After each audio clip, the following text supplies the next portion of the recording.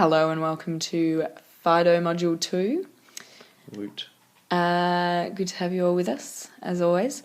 Alright, so in Module 1, we heard Socrates making some key distinctions about the soul and the body. Yeah.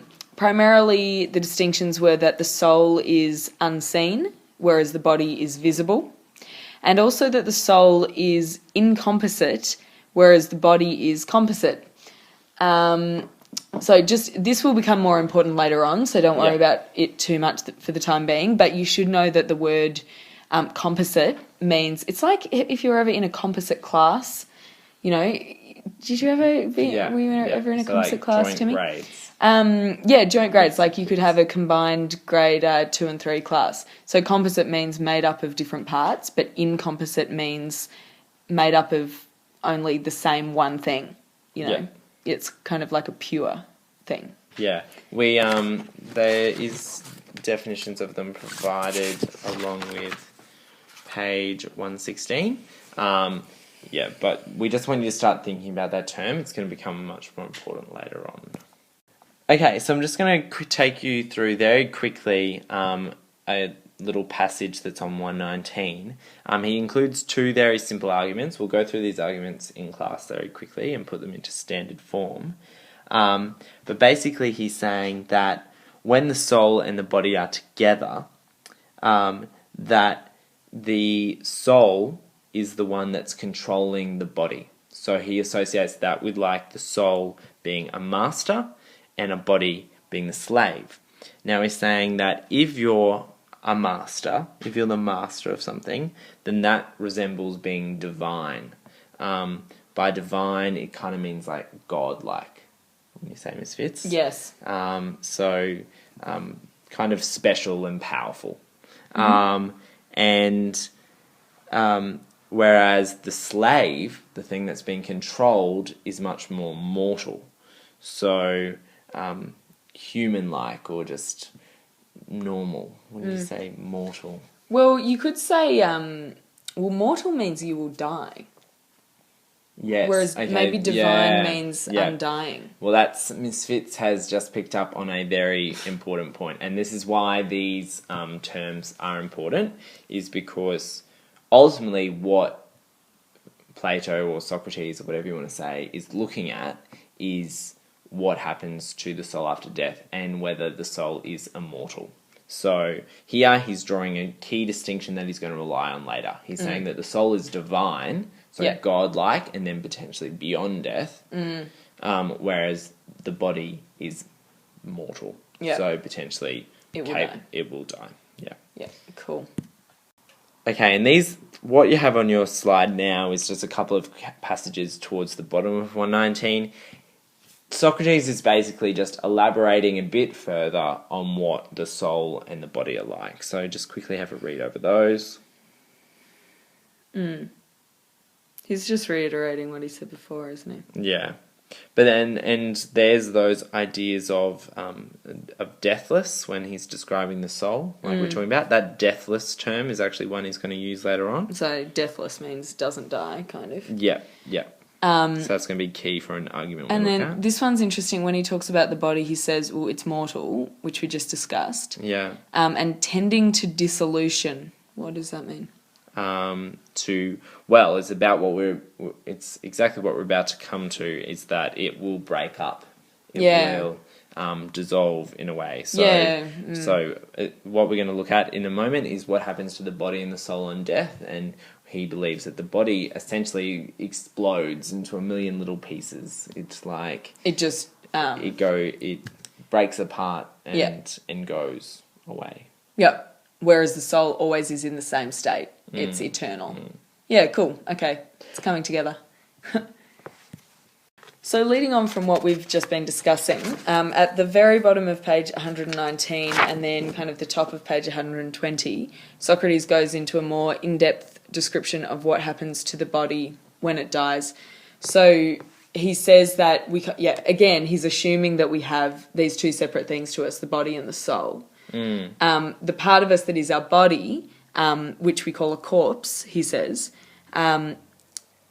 decays. You know, he actually uses the term is blown apart. So meaning it breaks into pieces. And he uses the example of mummies in Egypt, which are people who have been embalmed, which is a way of preserving their bodies after death. We can try to preserve people's bodies, with all these techniques, and the people who have been embalmed as mummies, the bodies do remain intact for a long time. Yeah. But ultimately, they're going to break down. Yeah. No matter how long it takes, after a certain amount of time, they're going to be gone. Yeah, I guess what he's trying to head off a potential argument people might make, which is that, well, no, a body could be made to last forever. And he kind of says, okay, well, a body could be virtually immortal, he says towards the end of the first paragraph there on page 120. But he's then going, but what happens to the soul is different, and that is truly, I guess, his ultimate point will be that is what happens to the soul is what's truly immortal. Yeah. As opposed to... I guess, like, if you unwrap a mummy, it's not going to be the same body that was alive. Yeah. And I think they're pretty... They they're pretty much long time. Yeah. I think, like... But if you think about it over millions of even years... flesh. Yeah, over millions. But over millions, it's going to break down, whereas the soul is going to be identical over millions of years, according to Socrates. Yeah. So, in terms of what actually happens to the soul... after death. After death, yes. Socrates says, okay, so the soul goes off and it basically meets up with Hades. So Hades was the Greek god of the underworld. So it goes off and it meets with Hades, and then Hades is going to send it on one of two possible paths.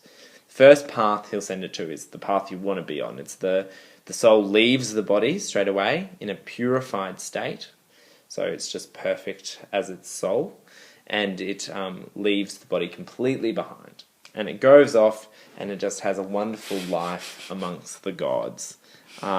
So it's going to depart to where it can truly be divine and deathless and wise and achieve the happy state it desired. So I don't know if I'm jumping the gun here, but the soul is more likely to go off in that state if it hasn't been corrupted by the body.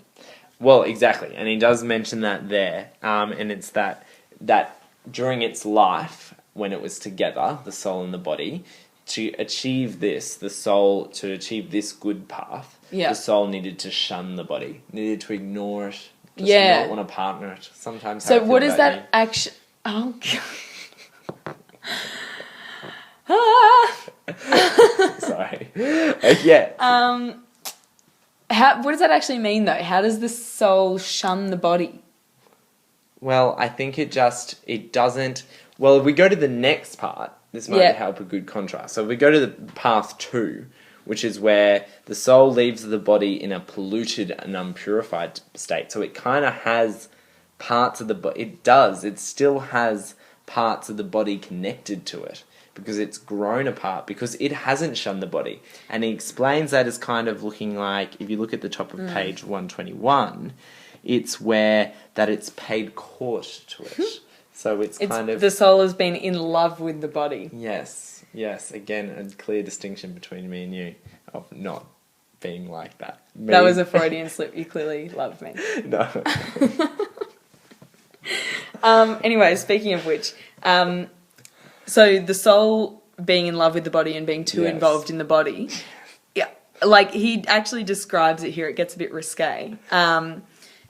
The body holds on to it and sees, drinks, eats, or has sex with the body.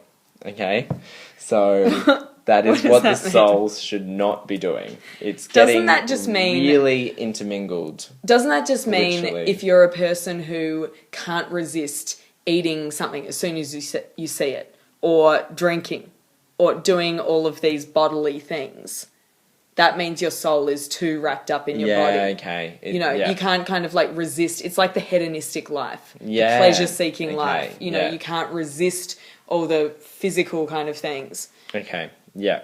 Socrates is advocating a more of a mental life, the life of philosophy, you know, Yeah. the life of reflection and Yeah. rationality. Yeah, definitely.